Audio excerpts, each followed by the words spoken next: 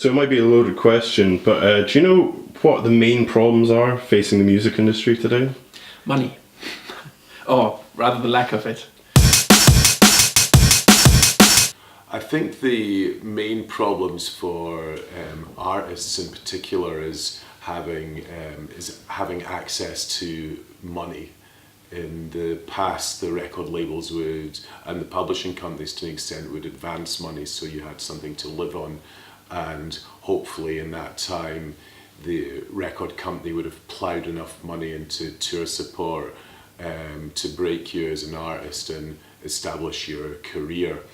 That's changed now. The access to big advances is really fallen, but then the access to market is a lot easier. You've got digital distribution networks, streaming, far cheaper studio or recording costs.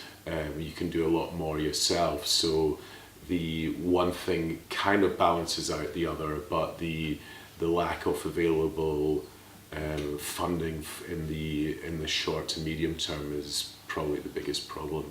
I think if it goes on like this, that we will not have the small interesting bands anymore soon-ish, because you just can't make a living anymore, where you back in the day it was a possibility, it was a career option, while now even being on the engineering side of things, it's not really a career option anymore, and you have to get really, really lucky if you want to kind of get a job in the music industry on that side.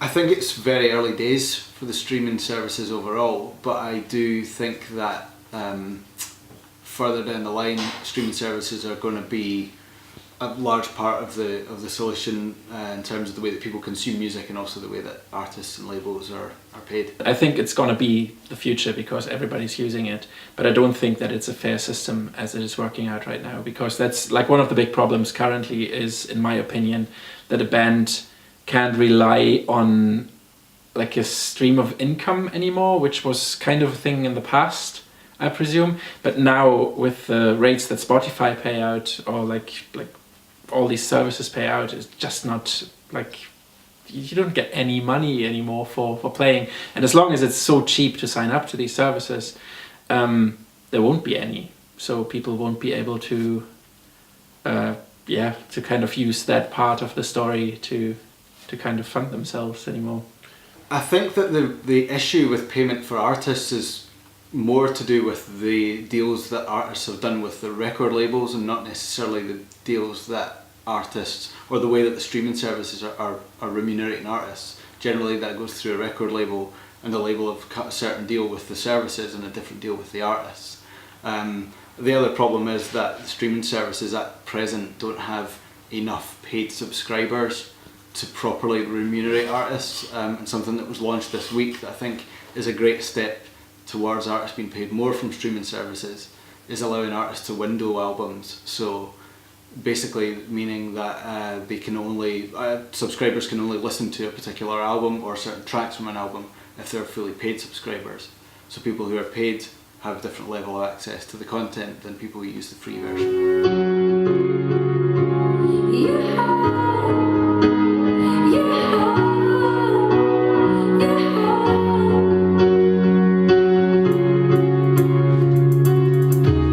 Obviously with things like iTunes, I've made more money out of that than anything else because it's bought, but there's probably more people that listen to it on Spotify. I have had money back on Spotify, but not the same as iTunes. The amount of money you spend on recording, you definitely don't make that money back from the streaming at all. It doesn't even come close to it. So I think, I think so. It would be something that maybe would be nice if we made a bit more money out of it. But it tends to be more now that you make money out of live music to an extent, more than you would from what you get online.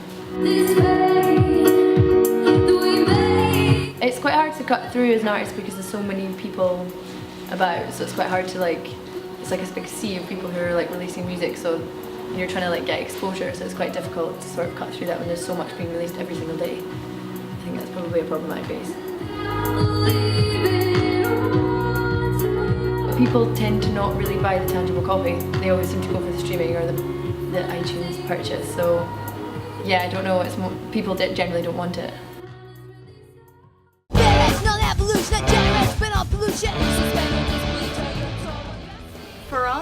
really easy. We played our first gig at the Glasgow Rock and Roll School for Girls fundraiser, and through that we met a lot of really supportive female musicians that have helped us out a lot. And also because our dad was in bands, he knew a lot of people that have gotten his gigs as well, and things just grew from there. And now we're kind of part of a few different scenes, and we know lots of great bands and get to gig loads. I think the hardest part is just establishing yourself as a band and being known enough that promoters come to you with gig offers, and you don't have to be constantly hassling promoters to get gigs. For some people who maybe aren't in as supportive a scene, being a girl in a band can be a barrier, because people look down on you and don't take you seriously, and if you're good for a girl, which I think we need to change, obviously. For us, although we do sell our stuff through Bandcamp, most of our sales are like CDs at gigs, like physical CDs. But I've heard that's kind of unusual. I think a lot of bands seem to sell a lot more through streaming websites, and if not on vinyl these days. I think because we're a smaller band and we gig so much, then maybe people discover us at gigs more than they would online, and that's maybe why we sell more CDs than we do digital.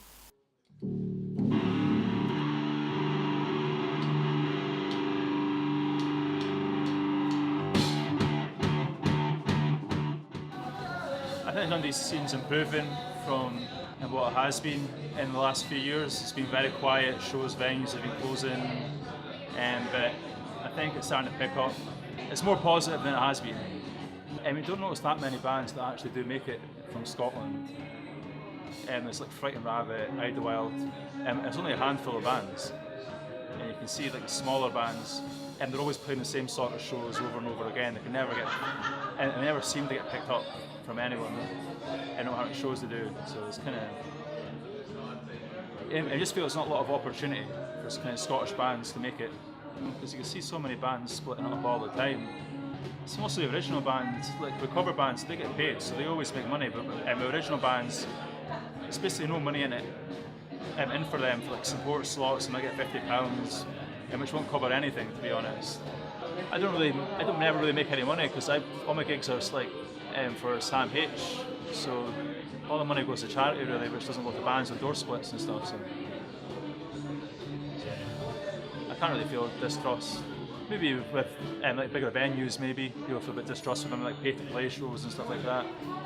Sure, like some venue, like Regenerator or something, used to have this thing where you can sell a certain amount of tickets to play the show. I think that's happened before. So people have mentioned that before. And you always get tickets. You don't get paid from the venue that supports. So they're going to get tickets from the venue, and they have to sell a certain amount to play a certain show. Which is kind of, I wouldn't do anything like that, to be honest. I might ask bands if they want tickets to sell. If they don't want tickets to sell, it's totally cool with me. Like I more offer it than them, and they want to make some extra money and stuff. Sell them. I don't say that as a must. But I know there's venues that the bands have to sell tickets. They have to take tickets to sell them, which happens with a few. I don't want to mention any promoters' names. But it happens with a few promoters in Dundee. Like the bigger ones, the more established kind of older promoters, happens with them. They've got a certain show that they have to pick up tickets from crowd shows to sell. A lot of the problems in most European cities is actually gentrification. So you have people that want to live in an area that they perceive as cool, but they wonder why there's a bit of noise at night time. So as ridiculous as it sounds, you do have people that will move next to a venue and then moan because they can hear the venue. I've played gigs in the past and then realised that the promoter is not going to pay us. But equally, we also just sometimes walk out of gigs and realise that we have forgotten to even ask to get paid, so like all the time it's our own fault. Now people can just release music, like they can record something right now and release it within the next hour, but it never kind of used to be like that, so it's definitely, I would say social media has made it more difficult, yeah. We just had this with an artist called Tom Joshua, whom I'm mixing right now, and like within the blink of an eye he was there and had like hundreds and thousands of plays on Spotify. On the other side, as I said before, he's not going to make any money off this. He maybe get £1 or £2 or something, I don't know. So there's a possibility for artists to be in the spotlight very quickly, but at the same time, a sustainable career is something that seems to be a bit trickier these days.